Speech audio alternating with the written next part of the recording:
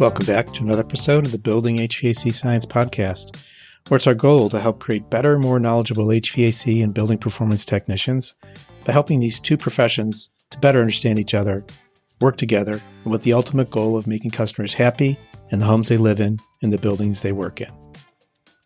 Today was an especially enjoyable episode. I got to speak with Chris Stevens, my friend Chris Stevens, and about the power of big picture thinking. He's the owner of a refrigeration business and a social media influencer extraordinaire. There are really so many nuggets to mine out of this episode. I hope you spend the time to listen to them all. He's really a multidimensional person, not in the science fiction way, like he can walk through walls or anything, but his big picture concept, which he uses in all aspects of his life. And I can summarize it as slow down, take a step back, look at the big picture. Take a look in the show notes for a little bit more detail on this. We also talk about the lost art of evacuation, the genesis of the two social media projects, one he started and one he works in, HVACR videos and HVAC Overtime, links in the show notes, of course, and his personal home performance journey or project. And I sneak in a question, his perspectives on electrification, him being a resident in Southern California, where a lot's going on in that regard. Really hope you get to listen to the whole episode and enjoy it and give us feedback. You can reach me at bill@truetechtools.com. Thanks, and let's listen in as Chris and I talk about the power of big picture thinking. Good morning, Chris. Morning, Bill. How are you today? Great. It's an early morning for you, Chris. Where are you located? I am located in Southern California. I'd like to say sunny Southern California, but I woke up and it's raining. Didn't even know it was supposed to rain. Yeah, it's pretty bad. We're recording this in mid-April of 2023, and there's some wild weather going on out there. Yeah, this is the wettest rainy season we have had, I believe, on record. It's been pretty bizarre. I heard a couple weeks ago we had over 49 days of rain in the last couple months, and I know that number's gone higher. So it's been interesting. Give us a quick background on the work you do, then we'll talk about the social media aspect afterwards, but also talk about the work you do and then maybe how the weather's affecting you. I'm a commercial refrigeration technician. I work with primarily light commercial refrigeration and air conditioning. We do restaurant work. That's like 99.9% of the work we do is restaurants. So it's a unique part of the industry in that we have challenges that we have to work within dealing with customers, and everybody has to deal with customers. But for us, we have to deal with the politics of corporations and how their budgets change. And it's definitely an interesting side of the industry. So we have slow times, we have busy times, and we have to work within limited time frames of being able to work in these restaurants because obviously they have to open. It's very important that the kitchens need to be operating by 10 a.m. So we have very small windows to be able to repair the equipment.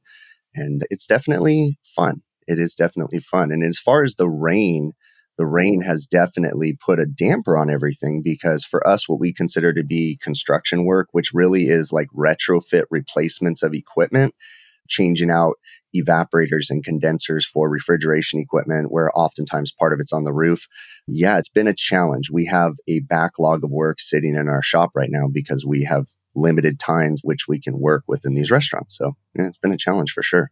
Are you owner, manager, in what's your company? I'm co-owner in the company. I'm second generation. My father started the company in the late 80s, and he's basically got 3 feet out the door at this point.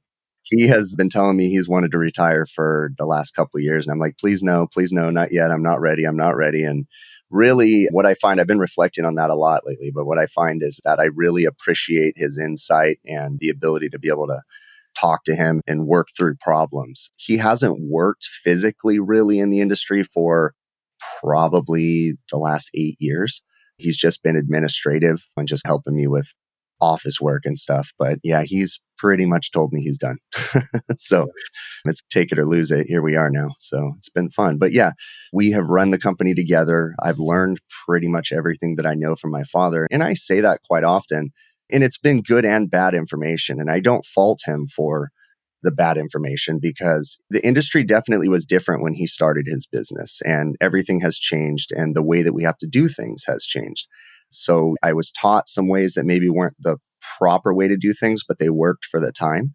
And then I had to adapt and learn new ways to do things. Can you cite like an example or two and some of the major changes that you're thinking of right now? Yeah, definitely. The changes would be with evacuation is a really big one when we're talking about refrigeration systems. So there's a common thing that happens within the industry when you go on social media, and especially people that have been in the industry for a very long time, they'll comment like, oh yeah, this new vacuum stuff that you have to do. And in reality, it's not new. That stuff, and you know this well, it's not new. It's just that we kind of forgot it and learned because the systems and the refrigerants and the oils that we were dealing with were very forgiving, it wasn't as critical. And when I say as, that's a big air quotes with that because it was important, but people just didn't follow the proper practices for a very long time and they got used to it. So that's a really big one. I, again, came up working with my father from a young age. So I can remember a time when we didn't recover refrigerant. This was before it was you had to. And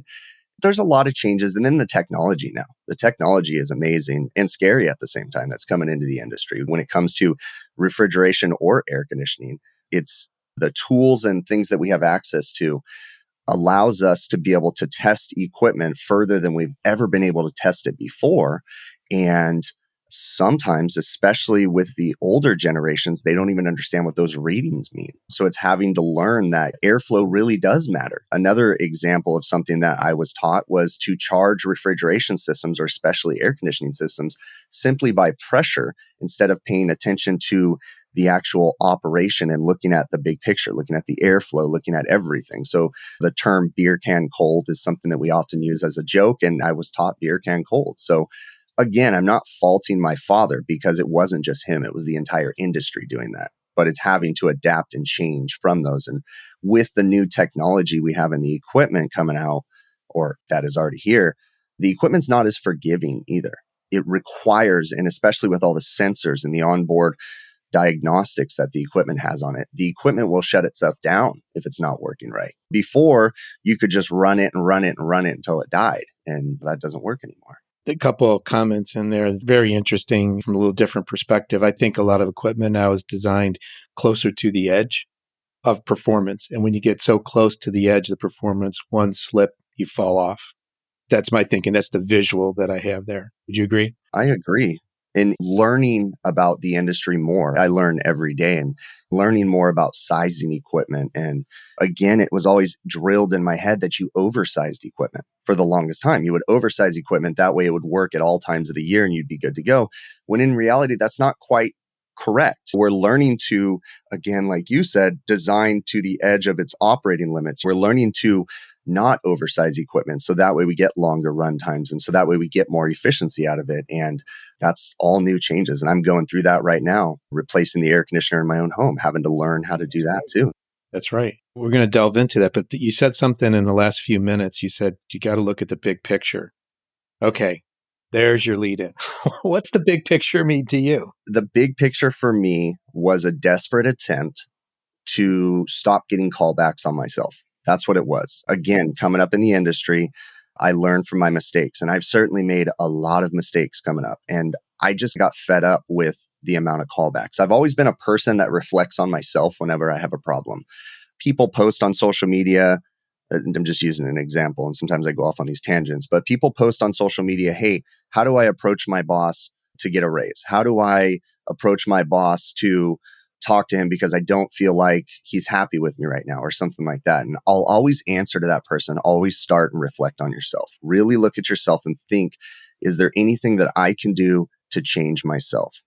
So the whole big picture diagnoses thing that came up with myself, it's like a mantra, I guess now, is it was because I had so many callbacks where a customer would call me, I would try to fix something, it wouldn't work right, then I'd have to go back. And it just got frustrating. So I started to get so fed up with myself, with my callbacks, that I really started to stop, slow down, and really start to look at the big picture. And so now, as I say this, it sounds corny to myself because all these little catchphrases I have, but I really try to make sure that I fix the problem and not just the symptom now. So when I'm diagnosing anything, and it's really not just with air conditioning and refrigeration, it became about my whole life, is like looking at the big picture. Like, what's the repercussion if we take this shortcut? what's going to happen. Sometimes you still have to take a shortcut, but just even understanding what the repercussions could be. Acknowledge it. Yeah, acknowledge it. Okay, I'm going to take a shortcut. There's a possibility that this might go down the wrong path, but I know where it's going to go if it does, and I know how to correct it if it does. Yeah. So calculated steps. For sure. And I've found that the whole big picture diagnoses thing has saved my butt and become something that has made me a more thorough person, has made me, and as corny as this sounds, a better father, a better husband, everything, because I really do think about, as much as I can, think about everything. Now, I'm sure there's some undiagnosed mental disorder within that of how I hyper obsess about things, but I always try to reflect on everything and just try to do my best.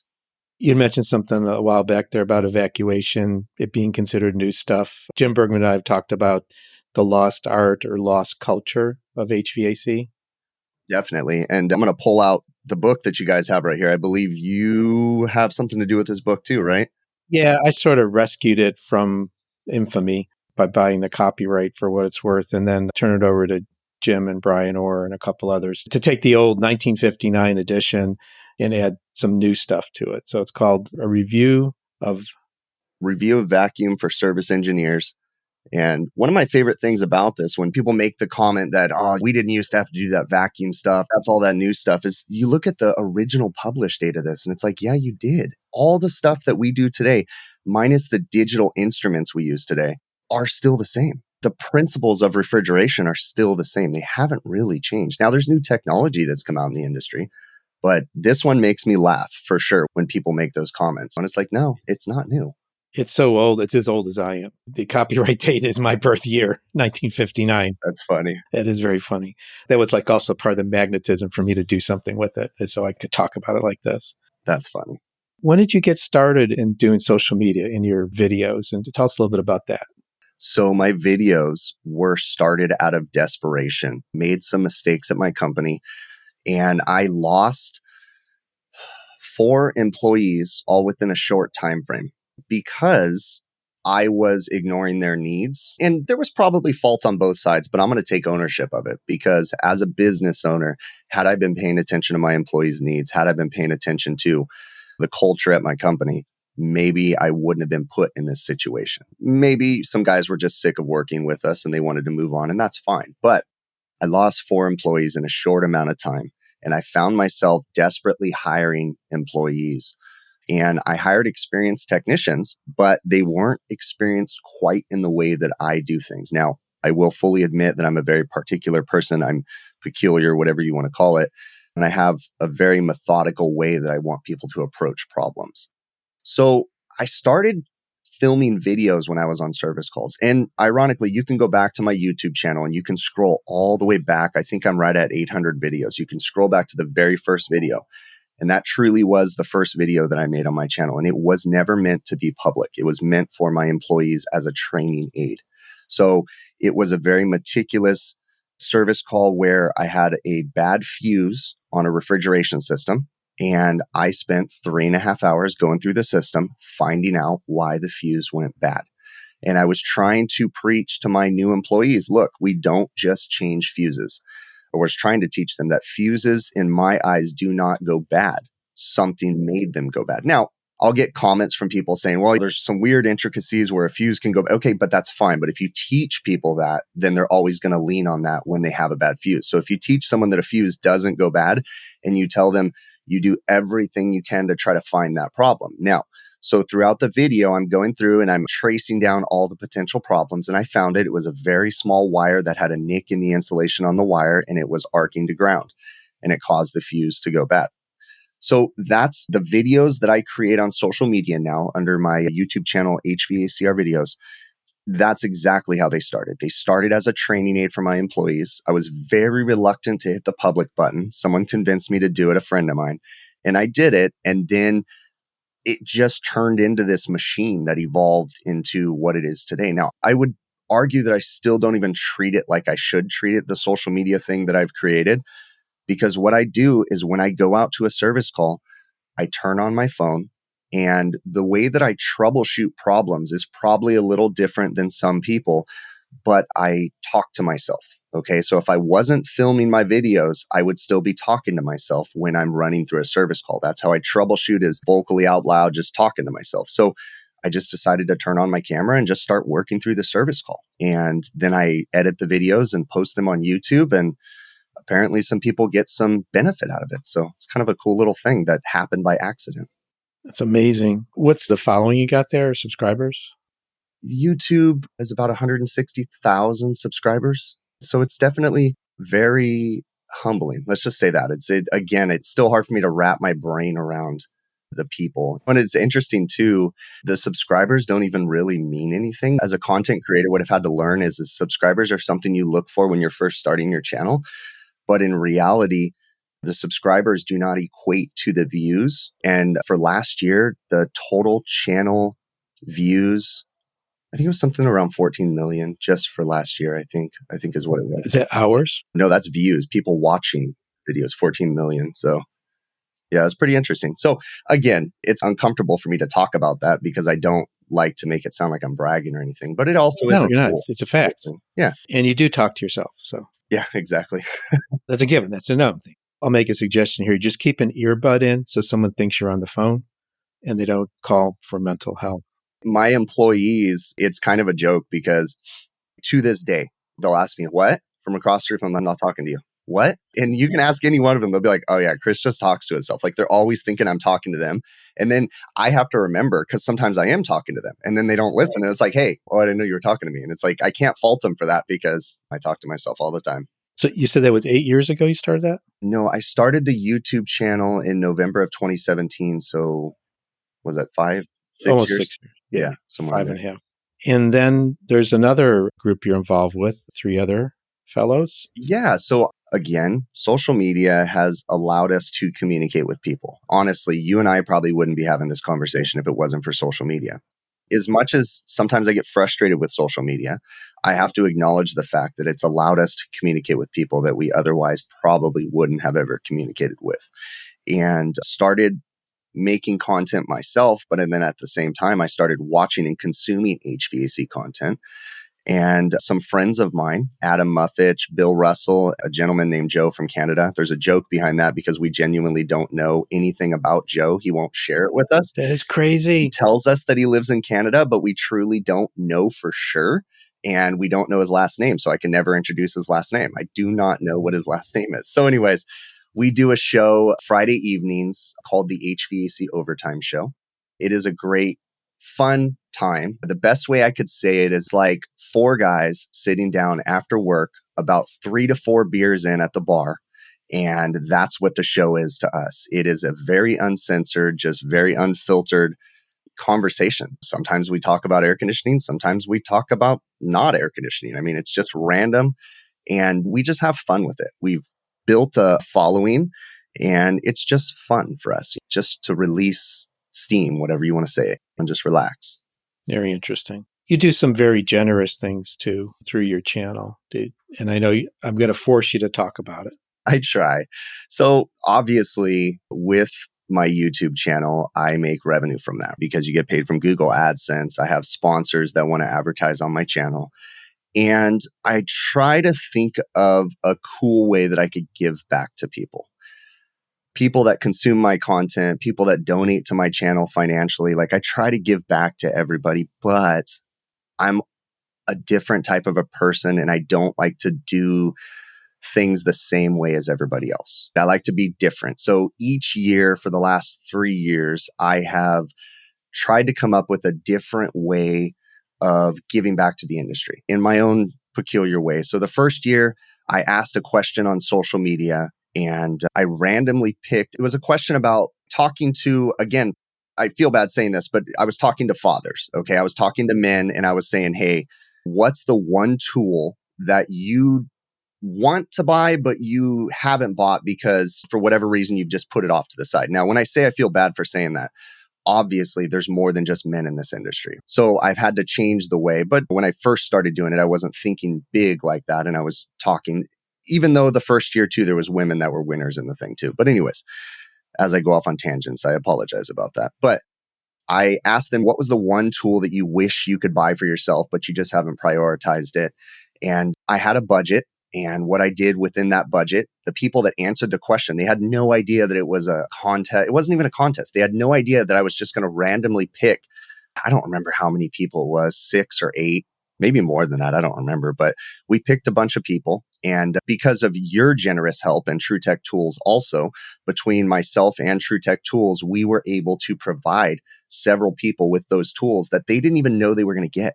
It was a really fun thing to do. So we sent these tools out to several different people. I learned some things about that first time. I learned about taxes, and I learned about 1099s, and I learned about how there's gift limits.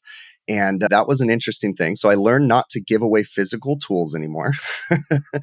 And the second year we did it again, but I didn't want to, and we called it an end of the year giveaway. The funny thing too, and I think you and I maybe even talked about this, the first year I called it a Christmas giveaway, but then I felt really guilty because someone reached out to me after that I randomly picked, and he was like, I can't accept this gift because of his religion.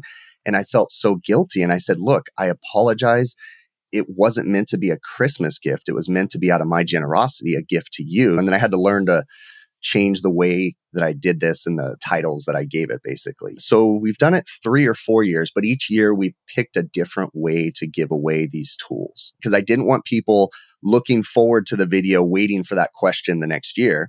So then I picked a totally random way of doing it the following year. And this last year was a fun one. This previous, let's see, we're 2023 right now. So December of 2022, what I did was I picked other social media content creators that maybe their channels weren't as big as mine. And I picked a bunch of random social media content creators and I gave them a tool and gave them a tool or gift cards this time, a gift card and then a gift card to give away. So that way they could do giveaways on their platforms and help to grow their channels. So it was a fun process and I look forward to continuing to do it. Each year I try to allocate a little more money to try to, if I can, increase the budget and just try to help people. So it's been fun. I'm learning that I like giving things away. I like that feeling that you get from it, from helping someone else. It's just a fun, rewarding. I guess maybe it's even selfish. I don't know, but it's cool. I get you. There's a lot of people that are at various spectrums of the generosity, but you're certainly way high up there. And thank you for doing that. Yeah, and thank you guys for being part of the project. It's been fun. Oh, you're welcome. So you run a business.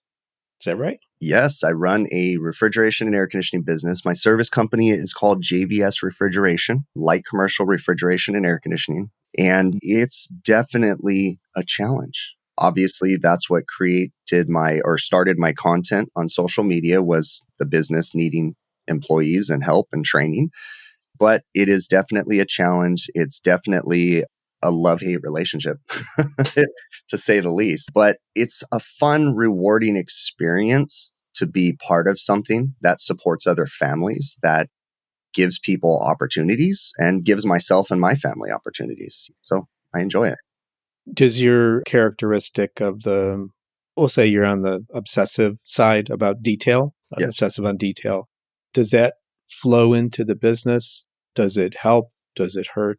It's comfortable you're talking about this. It hurts the business at times in that the employees have a hard time keeping up with my expectations. And I have to understand and reflect when I ask the guys to do something and they push back, or I wouldn't even say push back, but they're like, hey, that sounds a little difficult. I don't think we can do it with the extreme detail that you expect on that aspect. So I do have to be aware that I am a different type of person and I'm very peculiar about the way that I do things. But on the flip side, I am fortunate enough to work for a business that, again, second generation, my father started it, but we have a customer base that goes back since my dad started the business in the late 80s. We still have some of the same customers, and most of our customers are word of mouth. We don't advertise. It's been a restaurant manager leaves a restaurant, goes to a new restaurant chain, or builds them their way up into the corporate office. And we have a reputation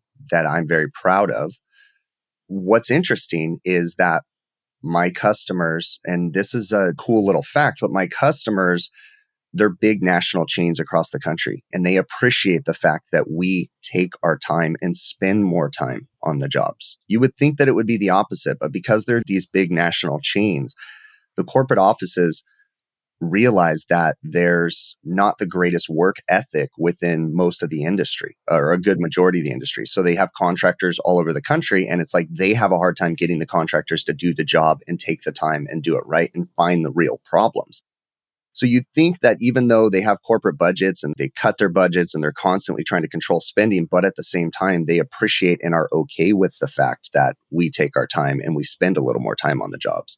I was a little nervous when I started making content on YouTube because working for these big corporate chains, they're like, you're never going to get a full corporate approval to be able to film on their property. It's just not going to happen. When you think about lawyers and legal and all this different stuff, it's just not going to happen.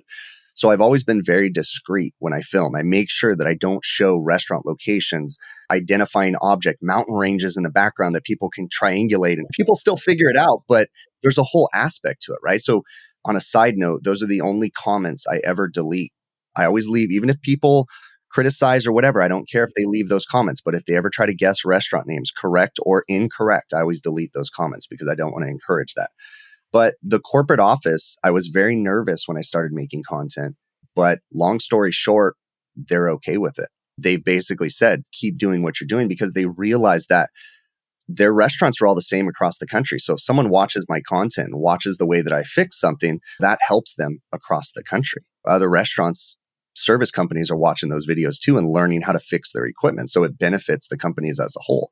So they actually have given me approval. That's pretty cool. Do you ever get pulled in a direction for the business and have to put the brakes on, like diverging from your focus?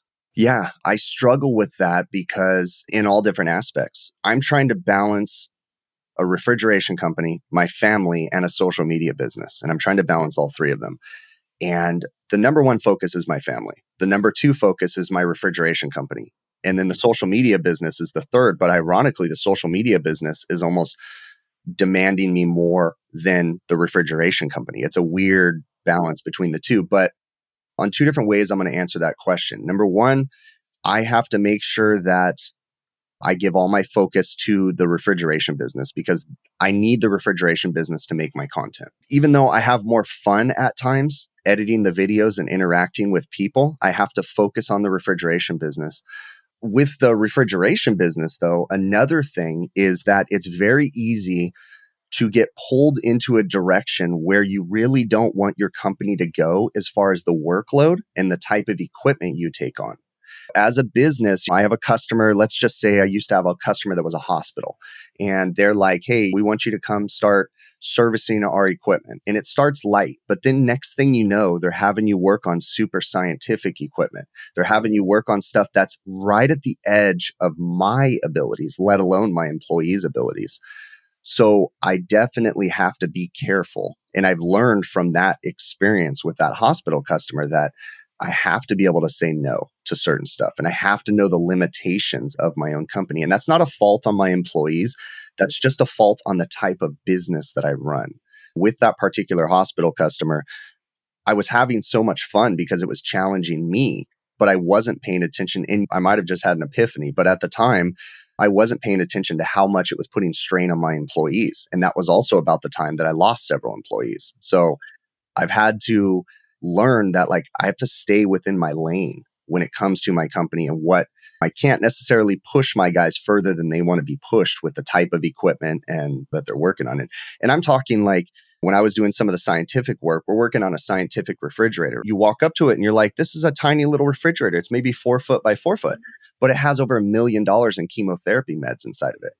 And this thing's lined with 6 inches of lead because it's radioactive, the different stuff. So it's like they have to, and while it wasn't difficult, it was just, you had to be so methodical in the way you worked on it. And you had to be 100% sure that everything was tip top. So that was just a simple one. But then you would go work on a exhaust fan. It was where they would mix the chemotherapy meds, and you'd go work on an exhaust fan, and you'd realize as you walk up to the exhaust fan, everything is a certain color around the floor of the exhaust fan. And they run, when they're mixing these chemotherapy meds, they would run it through HEPA filters, but still you could tell that there was something going on with the air coming out of there because the roof would be a different color around it. And again, my employees didn't feel comfortable with that. When you'd ask the hospital staff and you're like, is this safe for me to work on this? And they're like, yeah, it's fine. And it's like, I don't know. And people are probably screaming at me saying it's no big deal, but my guys didn't feel comfortable. So to long story short, yes, I've had to learn to understand that my company has to stay within its lanes. And it's really easy to delve out of that just because I'm having fun. It's easy to go down the path where maybe the employees don't enjoy it. Yeah. Saying no is an art, and it's also liberating, and you can't let it bring any negative or disappointment. Just be clean about saying no. Yeah, that's what I've had to learn. And don't string somebody along halfway through the project and then say no. Yeah, it's easy as a business owner. People ask me questions. My viewers on the social media side, they'll say, have you ever thought about getting into supermarket refrigeration? Have you ever thought about getting into VRF work? And it all sounds intriguing to me, but I have to be careful because that's not necessarily where my employees want to go. We run a family company. That's another thing to say too. We run a family company. We try to pay attention as much as possible and care about our employees, and they mean something to me. They're not just a number. They mean something to me. So I have to pay attention to their needs and their wants too. And I don't want to overload them with the stuff that they don't want to do. Yeah, it can be a bad spiral down. So you mentioned a little bit earlier about installing an AC in your home. You're doing some work on your own house.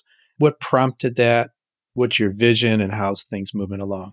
As detail oriented as I am, I also sometimes ignore things that are right in front of my face. So I've lived in this house for 8 years. I've known that the air conditioning system in my house was oversized. It's just not something that I really prioritized. It was just one of those things where I was just like, it works. I'm fine. We're in Southern California. We have pretty high energy prices. And it was almost like it was just slowly the prices kept going up of my electricity bill. And it was just like, you just put it. I don't want to sound like I'm gloating, but I put my electric bill on auto pay and you just let it do its thing. And then every once in a while you look back and you're like, oh, that was an expensive month. And then you start getting $800 a month electric bills. And I'm like, what is going on here? So I start reflecting on my home energy usage. And it's not just my air conditioning system. And this, again, hyper obsessing about things. I started to go down a deep dive. And I realized, okay, it's time to change my air conditioning system. It's still working. But I started to go down and I really started to research the home performance side of things. I'm seeing these social media groups. And again, some of my friends too, they're all posting about home performance. And it's like, hey, I want to change the air conditioner in my house, but I don't want to just change the air conditioner. Let's address the envelope. Let's address the leakage in my house. Let's look at my home energy consumption. One of the biggest things about my home is that we were not using it correctly. Okay. And what I say by that, and I've created videos and I'm trying to be as transparent as possible about this home performance upgrade. But the first video on my channel, or the first video of my home performance series, was me going around showing how I use my house and how I incorrectly use it. The biggest thing is we have a converted garage in our home. So we have originally a 3-car garage. Before I moved into it, one of the single car side of the 3-car garage had been turned into a room. Okay, so we moved into the house and we opened the door to our garage and propped it open permanently. And we have cats that stay in that room and they come without the house, in and out of the house, but the cat boxes are in there. So what that did was that room is not sealed. It's not air sealed. So it just has a roll up single bay garage door that's insulated, but it doesn't do much. So you've got a lot of heat infiltration just from that room coming into the house. Then periodically over time, someone opened a door and knocked a hole in the wall, tiny little hole from a doorknob or something. And I'll get to it one of these days. And it never became a priority. So I addressed that and I put a blower door on my house and I started to look at the air leakage. And then I did a few tests. We leave a window open in one of my bathrooms all the time to let air in and out because it doesn't have an exhaust fan. So I ran the blower door test and started testing the air leakage with the house as we used it. I want to say we were pretty close to 20, I think it was 2,300 at CFM 50 was the leakage when we started the first blower door as we used the house. And then I started to correct the low-hanging fruit, shut the garage door, train ourselves, patch up the holes, train ourselves in the walls, and then started working through the process. And this just led me down a rabbit hole of addressing the envelope leakage in my house, of trying to reduce my energy consumption. I'm still in the process of changing my system. The selection process of the type of equipment that I want to go with has just been mind consuming for me. I've just been deep diving into brands, asking a million questions, looking at technical specs. I'm trying to find this perfect system. And in all honesty, I'm probably going to be disappointed no matter what piece of equipment I go with. But I don't know. I'm just obsessing about the type of equipment. And along the way, I've been fortunate that I have some friends in high places, including you. And I've been able to be educated within the industry about a whole new aspect, and that's home performance. And it's been very interesting. And I'm also realizing it's scary too, how when you really start thinking about home performance and you really start thinking like, how is this even going to be feasible for the entire industry to start adopting these best practices, to stop just changing an air conditioner and start paying attention to the house itself? It really goes down to the contractor themselves when they're building the house and building the houses correctly. But now I'm trying to take a 1980s home and air seal it as best as possible. And it's like, oh my gosh, your wheels start spinning and you start going crazy. So I've definitely gone deep in my home air conditioner replacement. And it just started as an air conditioner. And now I'm fixing air leakage. I'm sealing holes. I'm sealing can lights. I'm just going all over the place with this. You're probably of the age group where you're familiar with the book called Give a Mouse a Cookie. If you give a mouse a cookie, that's you. 100%. Yeah.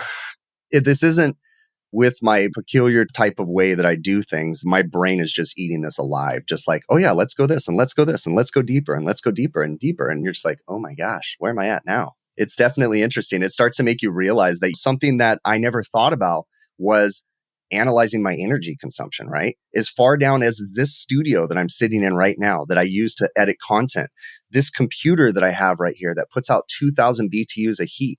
This adds 2,000 BTUs of heat to the load on my house. And how do you size for that? Because if I size for my computer, then it's technically probably going to overheat the rest of my house because my computer's not always running, but it's really uncomfortable in my room in the summer. So it's like, what do I do? So you have to look for a supplementary cooling system for my office alone. And then you're like, do I really want to spend $6,000 just to cool my office? These are all these weird things that you have to start going down. And it's a very interesting process for sure. Move the computer outside to keep the cats warm. A lot of people have thought about that. A lot of people have said, man, put an exhaust duct, do this, do water cooling, drill holes in the wall. Like, and I'm just like, oh, yeah. I love this conversation, but I want to be respectful of your time. One more question. Your thoughts on electrification. What does it mean to you? What's going on? Positive pros and cons. Okay, so I see it from a few different angles, but electrification, I do understand why it is beneficial. I do understand how it can help us. Reducing carbon emissions, I think, is a big game changer. But my problem with electrification is that I live in Southern California, okay? Southern California has a horrible power grid. We're overpopulated. We don't have enough energy, much like the rest of the country. If you put our population into any state in the United States, they would have the same problems as we do, okay? Because we have dense populations in certain areas. I'm worried about the electrification process just on the simple aspect of how are we going to implement this? With electric cars, again, I think it's a good thing, but I feel like we're going to electrify everything, but we haven't figured out how we're going to get there yet. We haven't figured out how we're going to deliver all that power on a consistent basis. And we have a lot of novel ideas about battery backups and solar and wind and everything, but I see the frustrating part of it and the downside of it too. And I don't know how we're going to get there, but I do acknowledge that it is important. And I think that it is the answer. Someone's probably going to scream at me for saying this, but I really do think that nuclear is the only way that it's really going to work. But it's implementing that a safe way and getting to that point. When it comes to everything that we do, especially here in California, it seems like we plan and we plan and we plan, and it takes 10 years to get something approved. And then by the time we implement it, well, the population's grown 10 times since we implemented that approval.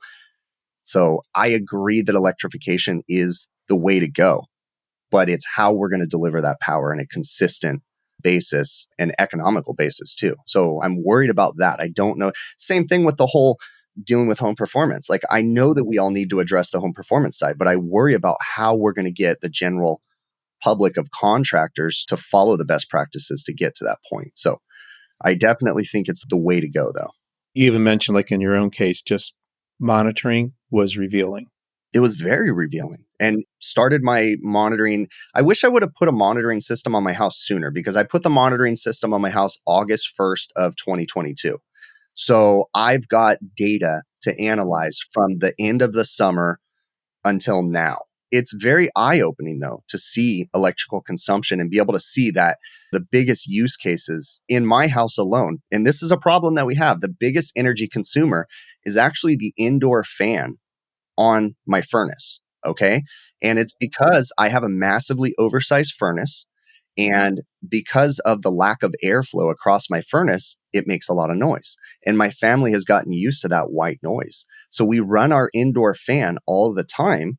And that's the way that everybody sleeps. And I have it set on a timer that at 6:30 in the morning, the timer goes off and the fan shuts off and everybody in my house wakes up. But because of having that energy monitor on there, again, I'm not a dumb person. Like I know that consumes energy, but when you quantify it and you can see it, you're like, whoa, that's what's causing my high energy bills right there. Which monitoring system did you use? The Emporia. I have the Emporia View, I believe is what it is. And I will say that I wish that they had the capabilities of adding more sensors to their system because it's a little frustrating because I think one of mine is actually monitoring a sub panel, but I can't monitor every individual item within that sub panel. So I know how to analyze it, but yeah, that one I highly recommend. And on this podcast, I interviewed the founder of the company, Sean McLaughlin. That's an interesting interview to hear his perspective. So interesting. And I do appreciate too, with the way that the industry is changing, how easy it is to trend data these days between following the Emporia Energy Monitor or whatever thermostat you put in. A good majority of them have great trending data that you can see. I happen to have a Ecobee. So it has great trending data that you can see. And that's really fun too. My friend, Adam Muffitch, was the one that turned me on to the Ecobee. And it's really neat because when Adam is helping me do the load calculation on my house and he's like, look, dude, you're massively oversized. And I'm like, I know I'm oversized, but I don't think it's that much. And then you can look at everything. Now, of course, we're not using the thermostat data just to size the load on my house, but it just quantifies the fact that it's massively oversized because when you can see cycle times and how long it actually runs and for how short of a period of time, and then you have a proper load calculation breaking down the nitty gritty, and then you have a blower door and you can look at all those numbers and put them together and be like, wow, okay, yeah, I am massively oversized. It helps you to feel more comfortable when you find out that the system that I'm going to put in my house is less than half the size of what I'm currently running right now. Wow. So you're going to help the grid once you get it fixed. Definitely. But it's still, even though, again, I consider myself to be a smart person and I know that my system's oversized, it's still a little unnerving putting something in that small. And it's like, but I live in California. It gets to be 120 degrees here. There's no way my systems can be sized that small. But it's like, it is. We'll take care of the needs. Yeah. Just calm down and also just believe in the load calculation. Trust the load calculation because if you break it down, you look at it, it's like, no, this is going to work. Really cool. Thank you for coming on the podcast. We've known each other for a few years. I wanted to do this. I'm glad we finally got a chance to do this. And you're doing it as your day breaks and then you got to get to work. Any closing thoughts for the listeners? First, I want to say thank you. This has been an awesome experience. But as far as the listeners go, we were talking earlier about the big picture diagnoses. And I think that is, again, I use that in all aspects of my life. This may sound corny, this may sound whatever, but if you can just slow down, take a step back and look at the big picture. So many things within your life, whether it be work, whether it be home stuff, will be easier to recognize from a different perspective, from a step back position. I've found that to be a very, very useful tool in how I approach any problem. Very good. I was speaking with somebody the other day and we were talking about just speaking and presenting. And I called it the power of the pause when you speak to let things sink in. Sometimes people just want to get it all out. That's my tendency too. But I think this is on the same spectrum, the power of the pause when you think it through, think about the ramifications. 100%, I agree. And it's so helpful.